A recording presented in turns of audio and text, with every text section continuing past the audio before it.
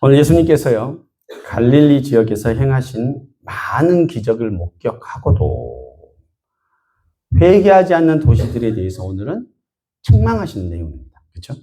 맞죠? 책망하시는 내용이에요. 그래서 예수님께서요, 권능을 가장 많이 행하신 고을들이 회개하지 아니함으로 어떻게 했다? 책망하셨다. 예수님께서는요, 이 갈릴리 지역 중에 어느 지역을 말씀하시냐면 이 지역을 말씀하십니다. 지금 혹시 좀 보이십니까? 이게 이제 갈릴리 호수 위쪽에 보면 이게 이제 고라신 지역, 벳사다 지역, 그 다음에 가버나움 지역을 말하는 거예요. 그 지역에서 예수님이 갈릴리 호수의 북쪽에서 이렇게 많이 사역을 하셨었습니다. 여기서 이제 기적들을 많이 베푸셨는데, 근데 그분들이, 그래서 그 사람들이 회개를 했다 안 했다? 하지 않았다. 예.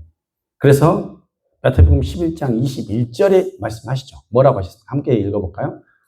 시작. 화 있을진저 고라시나 화 있을진저 벳세다야.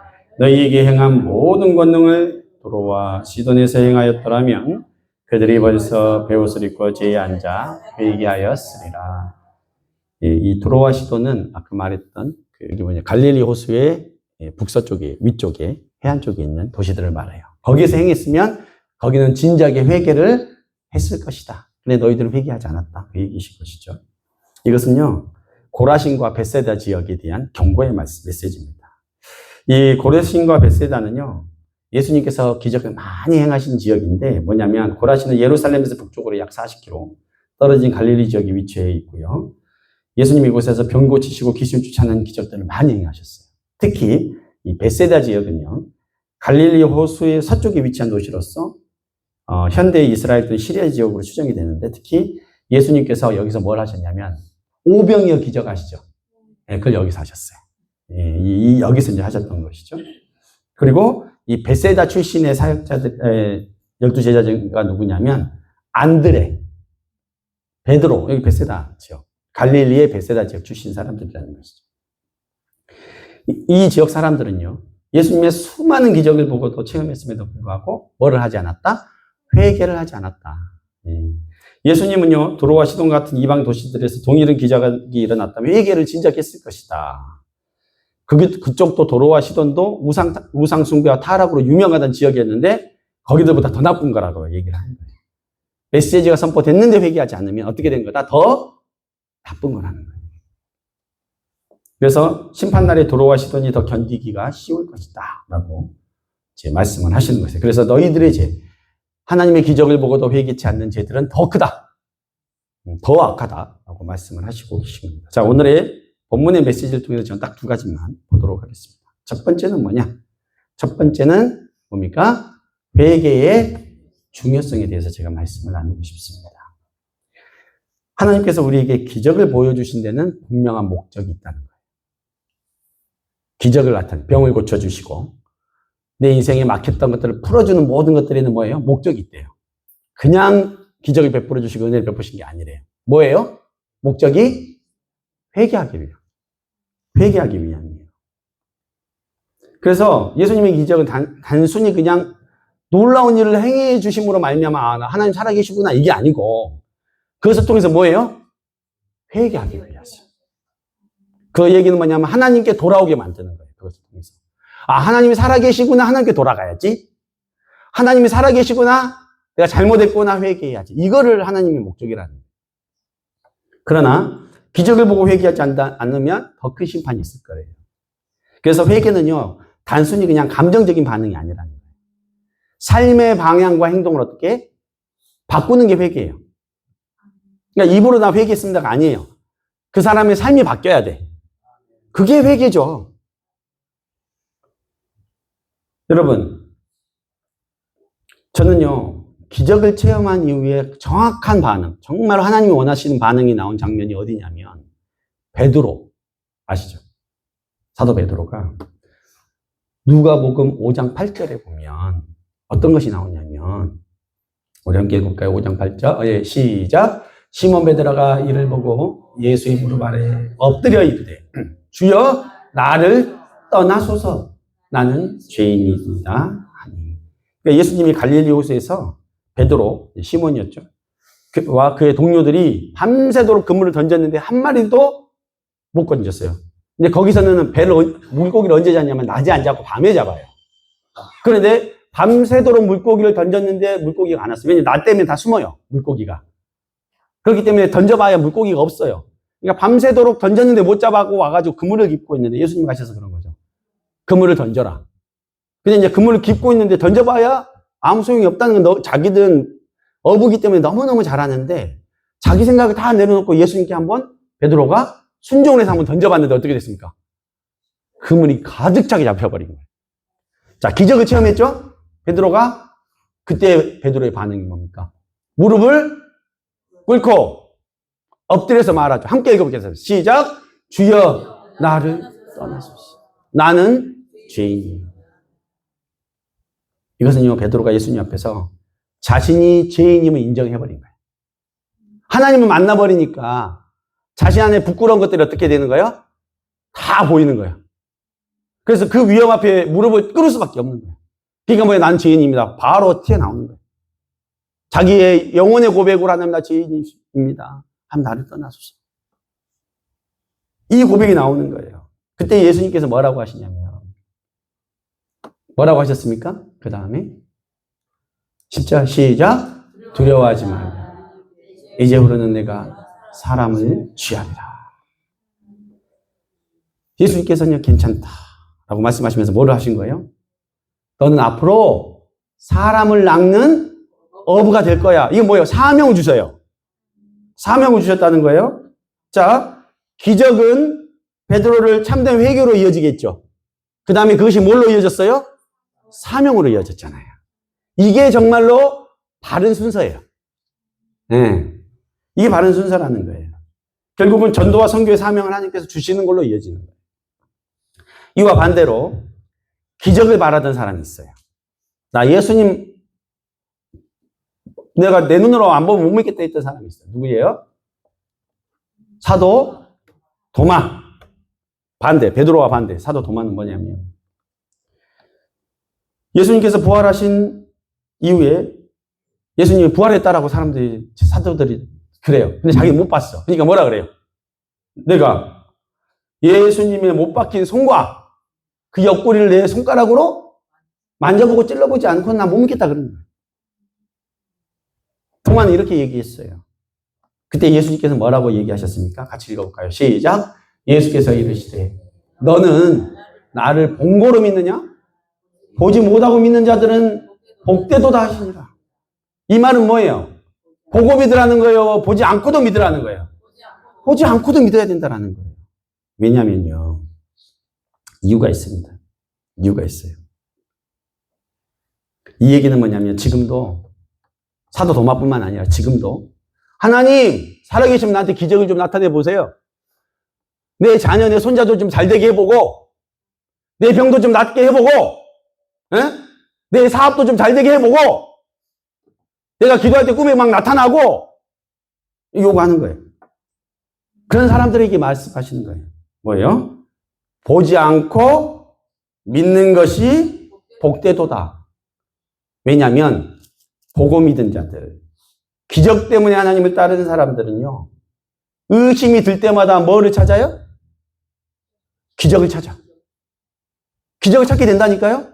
왜? 그거 보고 믿었으니까. 그것이 전부니까. 기복적이니까 그것이 없으면 하나님이 의심되는 거예요. 내 삶이 평탄하지 않으면 의심이 들어버려요. 나만 고생한다 생각하면 의심이 들어와 버린다니까요. 특별한 느낌이 있어야 된대요. 내 자녀가 무조건 잘 돼야 된대요. 그래, 그렇게라도 믿으면 좋은데 그 기적이요. 잘 들으십시오. 회개로 이어지지 않으면 하나님과 나의 개인적이고 인격적인 관계가 형성이 안 돼요. 이거 아주 중요한 메시지입니다. 개인적이고 인격적인 관계가 형성이 안 된다니까요. 그냥 기적을 베푸시는 사람, 기적을 베푸시는 분, 나를 도와주시는 권능자 하나님밖에 안 되는 거예요. 요술램프처럼. 아무리 기적을 많이 체험해도요, 그것이 참된 회개로 이어지지 않으면 인격적으로 하나님 못 만나요. 다시 말하면 절대 사명자가 될 수 없어. 다 받으려고 그러고. 사명자가 안 돼요, 그런 사람들은. 인격적으로 예수님과 관계하는 법을 모르면 주님을 떠날 수도 있습니다. 저는 확신하건대 예수님을 인격적 의기로 한 분이라도 만났으면요, 절대 예수님 못 떠납니다. 가라 그래도 못 가는 거예요. 가라 그래도 못 간다니까요. 예수님을 인격적으로 만난 사람들은요, 은혜를 체험한 사람들은요, 교회에 나오는 것보다 안 나온 게 더 힘들어요. 기도 안 하는 게 더 힘들어, 하는 것보다. 그죠? 기도를 안 하면 너무 힘든 거예요. 운동하던 사람들이 운동 안 하면 어떡해요? 몸이 막 찌뿌둥하고 막 힘들잖아요. 운동하는 사람은 힘들 것 같은데 그분들은 운동을 해야 산대. 똑같아요, 은혜 받은 사람.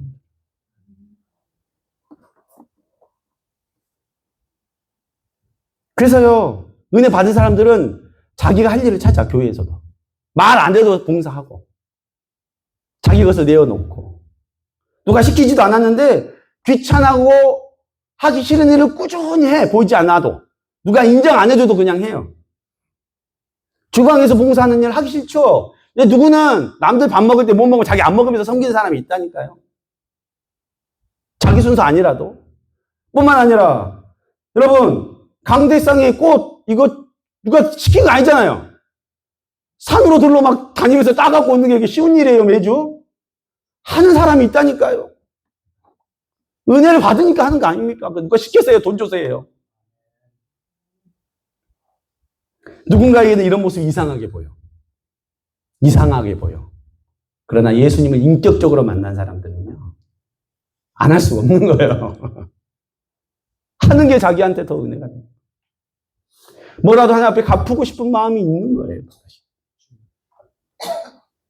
내가 이런 것을 잘 모르겠다? 저 사람들 왜 저러는지 나 이해가 잘 안 된다? 잘 들으십시오.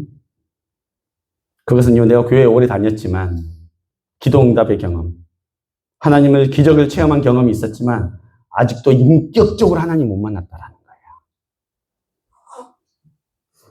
아니면 아직도 신앙이 많이 어리다는 거예요. 이런 분들은요,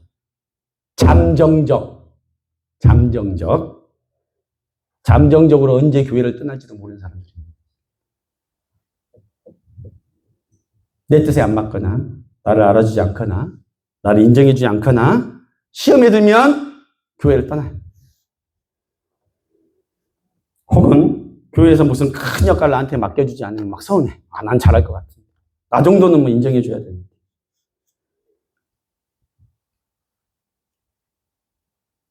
여러분, 정말로요, 우리가 하나님 안에서 어떻게 되었든지, 하나님 안에서 우리가 받았던 그 은혜들을 잘 받고, 그 안에서 성장하고 변화되는 것이 너무 중요합니다. 예수님을 인격적으로 만나는 게 너무너무 중요합니다. 기적이 더 중요하지 않다니까요. 기적의 목적은 예수님 안에서 진정한 회개를 통해서 인격적으로 그분을 만나는 것. 그리고 나면 소명을 가지고 봉사하고 헌신할 수밖에 없다라는 것입니다. 그래서요, 이렇게 이것들 안 되면 막 헤매게 돼요, 여러분. 여러분, 그래서요, 내가 하나님 앞에서 신앙생활 하면서 이거는 꼭 한 번 경험해야 돼요. 뭔 경험해야 되냐면, 내가 정말로 하나님 앞에서 참된 회개를 해본 적이 있는가? 예수님 만나고. 내가 기도하다가 회개가 터져서 막 바닥에 떼굴떼굴 굴러본 적이 있는가? 나의 죄 때문에 하나님 앞에 막 눈물을 쏟으면서 하나님 잘못했다고 해본 적이 있는가? 지금 제가 여쭤보는 거예요. 제가 물어보는 거예요. 아마 선교사님들이나 뭐 이런 분들 이런 간증도 많이 들어보셨을 거예요. 막 그랬다고. 우리는요, 일생에 단 한 번만이라도 이렇게 우리를 기적처럼 살려주시고 구원해 주신 하나님 앞에 참된 회개의 시간을 가져야 돼요. 그래야 참된 사명자의 길을 갈 수도 있고 참된 회개의 은혜가 우리 모두 가운데 임했을 때 인격적인 관계가 형성이 될 수 있다는 것입니다. 이 은혜가 우리 모두에게 있기를 축원합니다. 자, 두 번째 메시지는 뭐냐? 영적인 특권을 누린 사람들한테는 책임이 있대요. 이 기적을 맛본 사람들한테는 뭐가 있다? 책임이 있대요. 영적 책임이 있대요.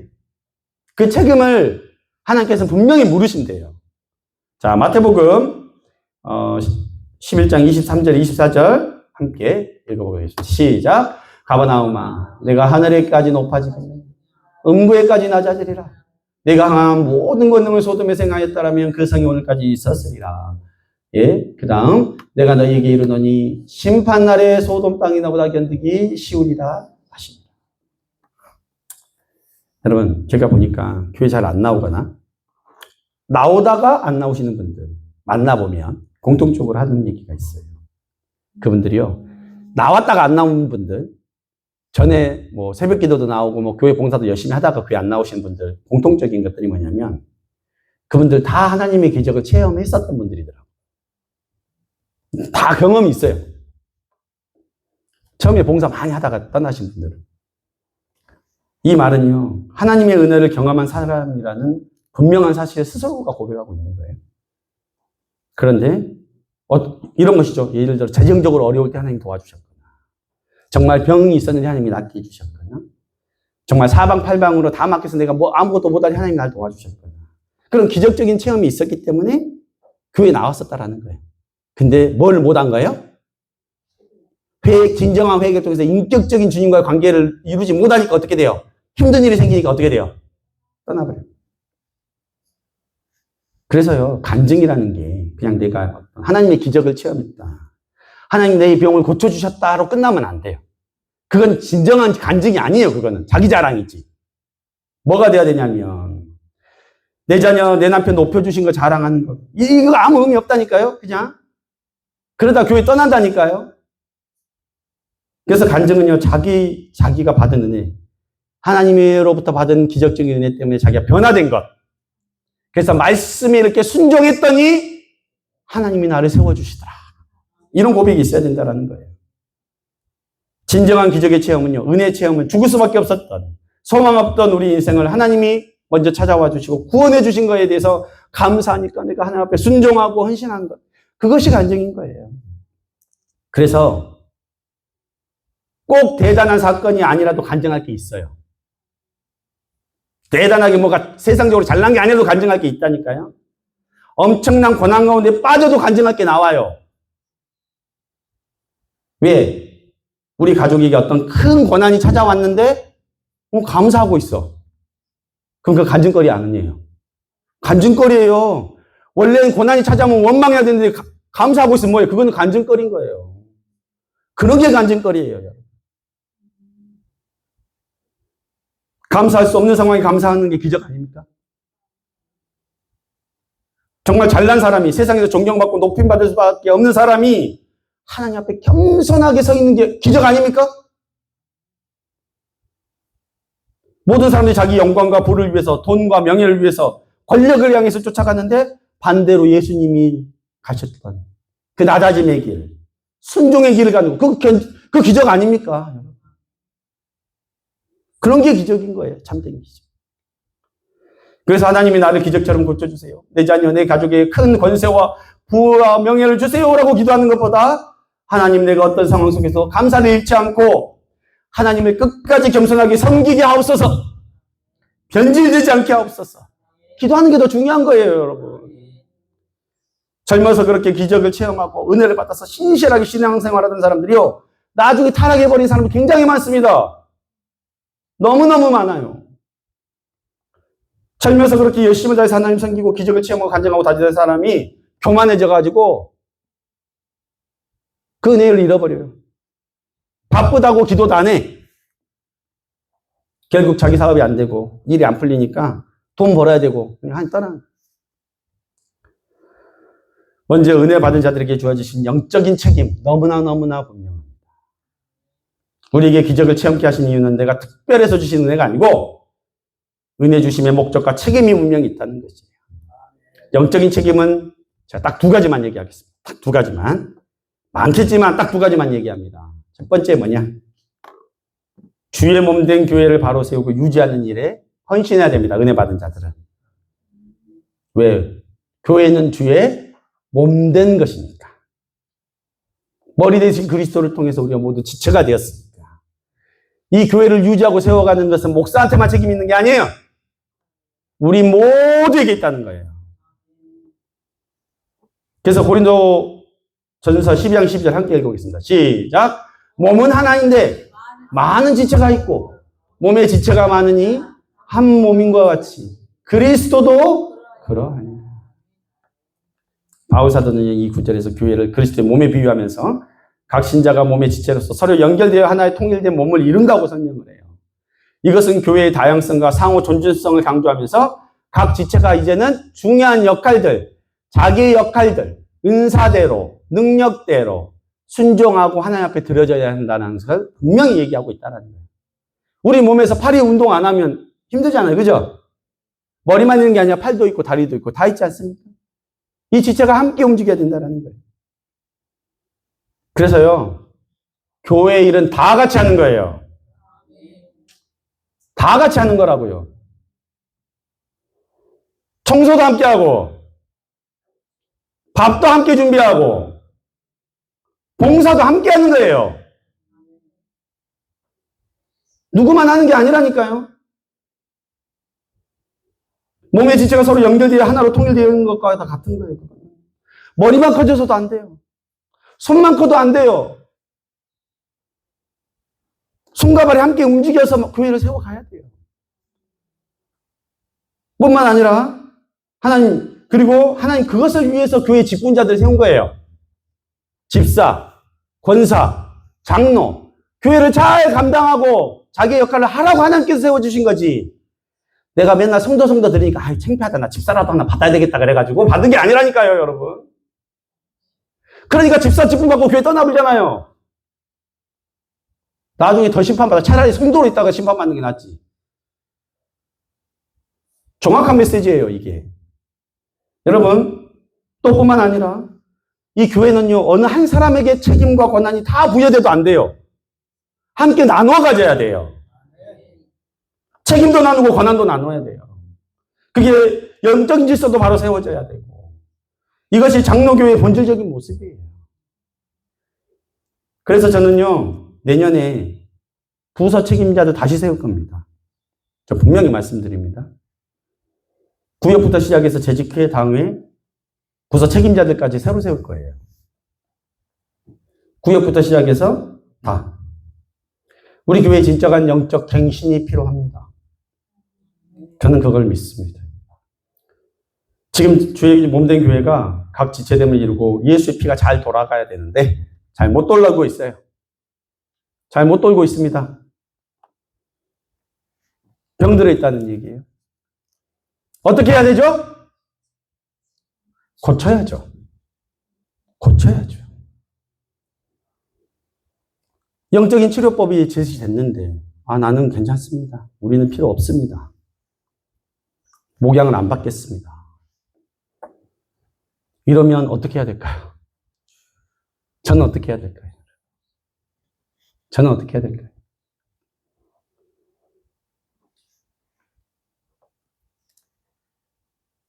양들이 목자를 따라가야 되는데 양들이 목자를 이리 오래요. 우린 이렇게 했고 우린 지금까지 이렇게 해왔으니까 변화도 없고 발전도 없고 하나님 앞에 아름다운 교회로 건강한 교회로 세워질 수가 없어요. 분명히 말씀드립니다. 저는요 그렇게 사역 못해요. 왜냐하면 하나님 앞에서 사역하니까 여러분들이 하나님 앞에 바로 서야 돼요. 우리 교회가 하나님 앞에 바로 서져야 돼요. 하나님이 나한테 또 뭐 있냐 그러면 나는 하나님 앞에 뭐라고 할 거예요. 그래서 저는 사명은 제가 여러분을 바꿀 수 있는 게 아니에요. 여러분들이 하나님 안에서 스스로 하나님 앞에 회개하고 변화하고 돌이켜서 사명들을 받고 서야 되는 거예요. 그게 너무너무 중요해요. 기적을 많이 체험하고 내가 부자 되고 그게 중요한 게 아니라니까요. 또 두 번째는 뭐냐? 두 번째는 뭐예요? 내가 만난 예수를요, 어떻게 해요? 증거하고, 전도하는 일. 이게 교회를 세우는 일뿐만 아니라 뭐예요? 전도하고. 선교하는 일에 여러분들이 쓰임 받아야 돼요. 베드로가 기적을 체험하고 회개한 이후 예수님께서 뭐라고 했어요? 내가 너를 사람 낚는 어부가 되게 하겠다. 사명을 주신 거잖아요. 주님을 알고 기적을 체험한 사람들에게는요, 누구에게나 전도 사명이 있어요. 그 목회자에게만 있는 게 아니고 직분자들에게만 있는 게 아니라 여러분 모두에게 그 사명이 있다는 겁니다. 그래서 마가복음 5장 18절 19절 우리 함께 읽어볼까요? 시작. 예수께서 배에 오르실 때 귀신 들렸던 사람이 함께 있기를 간구하였으나 허락하지 아니하시고 그에게 이르시되 집으로 돌아가 주께서 내게 어떻게 큰 일을 행하사 너를 불쌍히 여기신 것을 내 가족에게 알리라 하십니다. 이게 뭐냐면 예수께서 가버나움 근처에 갔을 때 군대 귀신 들린 자 무덤에서 있던 사람, 그죠? 기억나시죠? 그를 예수님께서 어떻게 해요? 치료해주셨어요. 돼지떼에게 귀신이 들어가게 한 다음에 그를 살려주셨어요. 그러니까 이 귀신 들었던 사람이 어떻게 해요? 예수님하고 함께 있고 싶은 거야. 그러니까 그때 예수님이 어떻게 해요? 안 된다. 너는 뭘 해야 된다? 그 마을의 모든 사람이 그가 귀신 들렸던 걸 다 아니까 어떻게 해요? 하나님이 나를 이렇게 회복시켜 주시고 이렇게 기적을 나타내 주셨다는 것을 어떻게 해라? 전도해라, 증거해라. 아마 그래서 그 마을에 많은 사람들이 돌아왔을 거라고 저는 믿습니다. 주께서 내게 어떻게 큰 일을 행하사 너를 불쌍히 여기신 것을 내 가족에게 알려라. 가장 먼저 누구에게 알리는 거예요? 가족에게 알리고 친구들에게 알리고 내 마을 사람들에게 알리라. 손을 붙잡고 교회에 데리고 오라. 기적을 체험한 사람들에게 주어진 사명은 단순히 개인적인 만족을 넘어서 공동체와 세상을 향한 책임이 있다는 것을 강조하고 계십니다. 이것은 우리들에게 정말로 주어진 영적 은사를 활용해서 하나님의 나라를 어떻게 확장하는 일에 쓰임을 받는 사명을 우리 모두에게 주셨다는 것을 분명하게 말씀하고 계십니다. 결론을 맺겠습니다. 하나님께서 놀라운 기적과 구원의 은혜를 베푸신 첫 번째 목적은 뭐다? 회개에 있다. 회개해야 인격적으로 하나님 만나요. 두 번째는 뭐예요? 기적의 은혜를 체험한 자들에게는 영적인 책임이 부여되어 있대요. 그 책임은 뭐다? 주의 몸된 교회를 바로 세우는 일, 주의 몸된 교회를 위해서 전도하고 선교하는 일, 이것은 우리 모두에게 있는 사명이라는 것입니다. 구약시대에 돌아가시던 소돔성과 같이 심판받지 않으시기를 바랍니다. 신약시대 예수님이 많은 기적을 베푸셨으나 책망받으신 고라신, 벳세다, 가버나움과 같지 않기를 바랍니다. 지금까지요, 우리 가마골 전원교회 또 우리 여러 성도님들에게 하나님의 엄청난 은혜와 기적을 주셨어요. 맞지 않습니까? 받았잖아요, 다. 그랬으면 영적인 사명, 영적인 책임이 여러분들에게 분명히 있다라는 것이에요. 하나님은 분명히 그 책임을 물으실 거예요. 요한계시록에 나오는 교회들처럼 마지막 때에 하나님께 심판받는 교회, 책망받는 성도들이 아니라 주님이 기뻐하시고 칭찬받는 주의 교회와 성도들이 되시기를 예수님의 이름으로 축원합니다. 우리 함께 기도하시겠습니다. 받은 말씀 가지고 함께 기도했으면 좋겠습니다. 하나님, 주께 받은 놀라운 기적과 구원의 은혜를 잃어버리지 않게 하옵소서.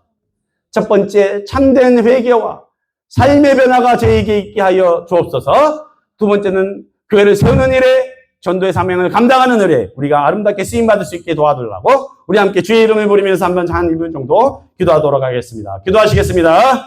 살아계시고 하나님 아버지 감사합니다.